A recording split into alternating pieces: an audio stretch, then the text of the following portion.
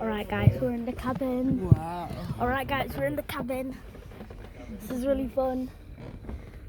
It's gonna be so cool, guys. We're in the cabin. It's like a standard one. So this is what the Concorde looks like. Oh, the windows are quite small, but it is 2000. But it is from 2002. So you can get it. It's really small in real life. It looks big on the camera, but it's really small in real life. So yeah, that's outside. There's the cafe where I'm at in Manchester. Yeah, this is cool. So it says life jacket under your seat, fasten seatbelt when seat. Oh, can we open this? Wait, can we actually open? Alright, let's go. But it is from 2002, like the window's so small. Alright, let's try and open this. Oh my god! Wait, does it move out? Oh, it does. Alright, guys. So the tray table, it does move out. It does move out. Okay, That's guys. good. So, first impressions when you saw the aircraft close up on the outside. What do you think? Most people say it's beautiful. Yeah. It is beautiful without any question. But what about the size of the aircraft? Big. Big, very big. Isn't it? So most people, when they think of Concorde, they think it's a small aeroplane. Now, in a lot of ways, it is a small aeroplane. It's only got a very small wingspan, only 25 metres the wingspan on the aircraft. And it's got a very narrow fuselage, which I'm sure you feel a little bit compact in here. Well, the aircraft is actually 62 metres long, which is about 205 feet. Which means it's exactly the same length as an Airbus A330-300. It's a big aeroplane. It also has a maximum takeoff weight of 185 tonnes, which puts it in the heavyweight category for aircraft. So in pretty much every metric, this is a very large aeroplane. It has some very unique performance capabilities as well, which we'll talk about in more detail later on. But before we start with any of that, we've got some numbers up here. Anybody like to tell me what they mean? Anyone got any idea what they mean? Sound. Speed of sound. Yes. Okay. You said that, sorry?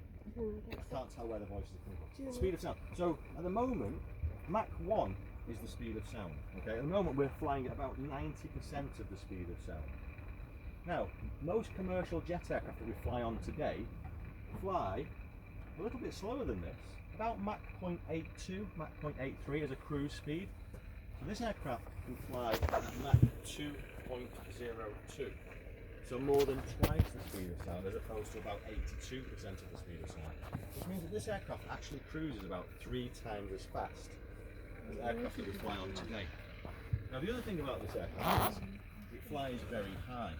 So its typical cruise altitude is about 60,000 feet. It could actually cruise as high as 68,000 feet depending on the conditions on the day. Now most commercial aircraft, particularly long-haul aircraft, which this aircraft is, would start their cruise portion at between about 32 and 34,000 feet. So this aircraft is nearly twice as high in its cruise as well as a conventional aeroplane today. So 3 times as fast, twice as high. We'll come on to the details behind that later on. Now, the history of the aircraft goes back a long way, but ultimately, in the 1950s, the British government decided they wanted to build a supersonic transport aeroplane, but the cost of building such a thing was very, very expensive. So they looked for partners. And ultimately what happened was a French company called Sud Aviation, who built a beautiful aircraft in the 50s and 60s called the Caravelle. They were developing a supersonic transport aircraft of their own, and British Aircraft Corporation in the UK, they were also designing an aircraft. And their design philosophies were very similar. So it was a very easy and organic transition for those two companies to start to work together. So by the 1960s, 1962 actually, an agreement was signed between the French and British governments to collaborate on the building of a supersonic transport aircraft. By 1965, production was started in Toulouse in France and in Bristol in the UK, so they had 2 separate production lines. By 1967, the first aircraft came off the production line, and the first Concorde actually flew in March of 1969. So the aircraft is over 54 years old from its first flight. Quite remarkable. Older than me. I'm very old. Now, because the aircraft was very, very unique in the fact that it had completely different aerodynamic requirements, the testing program for this aircraft was the most extensive testing program for any commercial aircraft ever in the history of aviation. So more than 5,000 flight test hours for the Concorde prototype fleet. Now, ultimately, a lot of orders for Concorde were cancelled for various reasons. One of them was a thing called the sonic boom. The sonic boom is a phenomenon that occurs with every object that goes faster than the speed of sound. Around us now, we can't see them, there are billions of air molecules in this space that we're in. Now, we can't feel them because we pass through them nice and easily, but when you've got all of those air molecules, you project an object at the speed of sound. Those air molecules start to build up in a shockwave on the leading edge of that object. Once you pass through a sound barrier, that shockwave breaks away from the object and creates a sound and pressure wave. And a lot of people don't think that, or think that a sonic boom only occurs once as the aircraft passes through the sound barrier. It doesn't. It's always present when the aircraft is travelling faster than the speed of sound. And if you think about standing on the back of a ship, on the stern of a ship, and you see the white water, the wake of a ship, that's, if you could see a sonic boom, that's what it would look like. The shockwave would look like that. It's always following the object. And that caused Concorde not to be allowed to fly over populated areas, so no land masses, only the oceans and deserts. That created a bit of a problem for the people that had ordered the aircraft, and lots of orders got cancelled. Ultimately, only 14 commercially built Concordes went into production, 7 for Air France and 7 for British Airways, and there were 6 prototype aircraft with a total production run then of 20 aircraft. So this particular aircraft, Alpha Charlie, I mentioned the registration mark on it, very special registration, and that's why this is considered British Airways flagship aircraft. This particular aircraft first flew on the 27th of February 1975, so it's quite a grand old lady at this point. Now, going from 1970, so first flew in 1969, this aircraft came off the production line in 1975, was the first aircraft ordered by BOA, we don't forget. But it wasn't the first aircraft that joined the airline of British Airways as it was by then. This aircraft actually joined the flight test program of BAC, British Aircraft Corporation, in 1975.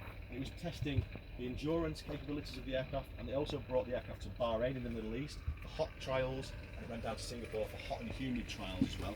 They also did a tour around Australasia as well. Now, during the course of that year that it spent in the flight test program, this aircraft actually crossed the Atlantic 4 times in one day. It flew from London to Gander in Newfoundland and back twice in a 12-hour period. Quite an amazing feat. Yeah. We'll talk about that in more detail. So, Concorde started commercial service the 21st of January 1976. British Airways flew to Bahrain in the Middle East, Air France flew to Rio de Janeiro in Brazil. But ultimately, because of the limitations on where the aircraft could be used at supersonic speeds, the big prize for France and the UK was to fly to the eastern seaboard of the US, particularly to New York. But Washington DC, Boston and Miami were all target markets for the aircraft. The Americans had banned Concorde from operating in its airspace because of the sonic boom, but by 1976 they'd approved Concorde to fly into their airspace, and this particular aircraft was the very first Concorde to land on American soil. It landed in Washington Dulles Airport in 1976. Big prize was New York, because that's a big financial centre. Of course, London and Paris are also big financial centres, and that's where they could gain the most revenue from operating a fairly expensive aeroplane. That approval was given on the 22nd of November 1977, and that's really where the success story of this aircraft starts. So we're in 1977 already. Now, quite a few younger people on board the aeroplane today. Believe it or not, all you younger ones, there was a time before computers. I promise you there was. And there was also a time before the internet, and mobile phones, and Zoom, and Snapchat, and all those things. And in 1977, I promise you, none of those things existed. So if I was a business person wanting to go to New York to do business in 1977, I would do business face to face with my customer. So I'm here with my briefcase, with my contracts, my fountain pen, and I get on board the aircraft and fly to New York. Now, in 1977, the scheduled departure time from London Heathrow on the Speedbird 001 Concorde service was 10:30 in the morning. What time do you think we'd arrive in New York? 6 hours flight? 12. That's afternoon. Early afternoon? 1 o'clock or something. 1 o'clock or something? 1:30. Not bad guess. Midday. What time? Midday. Midday? You'd actually arrive before 9 o'clock in the morning.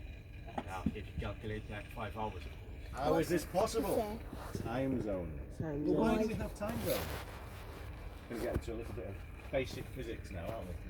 Yes. We have time zones because the Earth is rotating. So at the equator, the Earth rotates at about 1,000 miles per hour, about 1,600 kilometers per hour. Now, we mentioned these speeds, Mach 2.02, 1,354 miles per hour, 2,200 kilometers per hour. That's how fast this aircraft is flying. So if the Earth is rotating at 1,600 kilometers per hour, when we're flying westbound, we're flying faster than the Earth rotates, which means we're going back in time. Concorde is a time machine, westbound.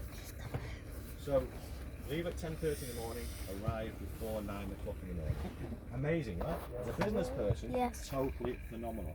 So what do these speeds mean? 1,354 miles per hour, 2,200 kilometers per hour. Fantastic. Sounds amazing. Let me put that in perspective for you. You're flying faster than a bullet. You're sitting on board this aircraft, and in those days you'd have the finest beverages, the finest food, so lobster tails and caviar. You'd be able to sit on board the aircraft, you'd be able to speak to the people around you without even raising your voice, because this aircraft was actually extremely quiet. The engine was way back there and out on the wing, so there was no noise or vibration transfer into the cabin at all. It's a very serene cabin to be in. So you're sitting on board the aircraft all the time, travelling faster than a bullet. Amazing. Now let's put that into even more perspective, because people can't imagine how fast a bullet travels. But if I said to you, how long does it take you to drive to London from here? 6 hours. That'd be a really bad day. 3.5 hours? 4 hours? Yeah, I think that's a fairly reasonable time. If Concorde was allowed to fly at supersonic speeds over land, and it flew across the top of Manchester Airport right now, how long would it take us to reach the centre of London? 10 minutes. Very good guess. 6.5 minutes. What? Exactly. Very quick. Very quick, isn't it? 6.5 minutes. That's how quick this aeroplane was. Remarkable. Now, what's even more remarkable is, remember we mentioned there was no computers. The people that designed this airplane didn't have computers either. They didn't even have pocket calculators in 1965. So this aircraft was designed by hand. People had a piece of paper and a pencil and a draftsman's board using slide rulers to design this aircraft. It was built by hand. Every aircraft that came off the production line was a different size and a different weight. I know it's hard to believe, but out of the British Airways production Concordes, this one is the shortest aircraft by over a foot. By about 300 millimetres, it's shorter than the rest of the British Airways Concordes. Weirdly, it's also the heaviest of the Concordes as well. Strange, but by modern standards it wouldn't be happening in terms of engineering production standards, but in those days, hand-built, it was perfectly acceptable, and it worked. Now, I mentioned earlier that the aircraft flew very high, 60,000 feet. There's 3 primary reasons the aircraft flew so high. So, first one, the most important one, is we talked about those air molecules. Down here at sea level, it's very dense, the air. It's really thick. It doesn't feel like it is, but it's really thick comparatively. When you go to 60,000 feet, the air is very thin. There's hardly any density in the air at all. There's a lot less air molecules in the same space of air. That helps in the fact that there's a lot less drag and resistance on the aircraft to progress as fast as possible. One of the other reasons is, at 60,000 feet, there's no weather. The weather doesn't go that high. It stops at about 40 to 45,000 feet. So the air is guaranteed to be smooth. It's also what they call isothermal. It stays at a fairly constant temperature there. So turbulence is big in the news at the moment on airplanes. You can pretty much guarantee a smooth ride up there. And then one of the other reasons is there's no other traffic in your way at 60,000 feet because you're flying a lot faster than anybody else. Now, one of the unique features about Concorde, even though you're flying very, very fast and the air is very thin, Concorde actually could fly faster than Mach 2.02 in terms of the performance of the engines. The engines had more than enough excess thrust, and the aircraft was so aerodynamically efficient, it could actually potentially fly faster. But the thing that limited the aircraft's ultimate speed was not thrust, it was temperature. So the skin of this aircraft is made from an aluminium alloy called titanium. It's less than 2 millimetres thick to save weight. The problem with metals though, when you heat them up, they start to expand. So Concorde got very hot as it was flying at very high speeds. Believe it or not, the nose of the aircraft would reach a temperature of 127 degrees centigrade, way hotter than boiling water. And that was the limiting factor for speed. So once it reached 127 degrees centigrade on the nose, we couldn't accelerate anymore. We had to stop the acceleration phase at that point. The reason for that, if you went to 128 or 129 degrees centigrade, the aircraft might just expand a little bit too much and not return to its original shape or fatigue the metal on this the aircraft. The aircraft used to expand by about 265 millimetres and it used to stretch by about this much. That was completely acceptable. At 60,000 feet, looking at the there's a good reason why they're so small, because the skin temperature right outside the aircraft windows there was about 95 degrees centigrade. Also, the pressure differential between the inside pressurised air in the cabin and the very low pressure outside was very great. So if anything happened to the window, one got damaged, it would minimise the evacuation of the air out of the aircraft. But when you were looking out of those windows at 60,000 feet, you'd see over 250,000 square kilometres of the Earth's surface. You'd also clearly see the curvature of the Earth. If you looked up out of the window, you wouldn't see a blue sky. You'd see a black sky, because you're on the edge of space. You're in the stratosphere at 60,000 feet. So quite remarkable. The closest you could come to flying in space in a commercial aircraft was in this aeroplane. Now, a lot of people think the Concorde was a commercial failure, but it flew for 27 years with British Airways and Air France, and I promise you, no business runs an economic failure for that length of time. I know it was an iconic aircraft, it brought in a lot of business for the companies, but actually, British Airways ran 7 Concordes for 27 years. In that 27 years, with just those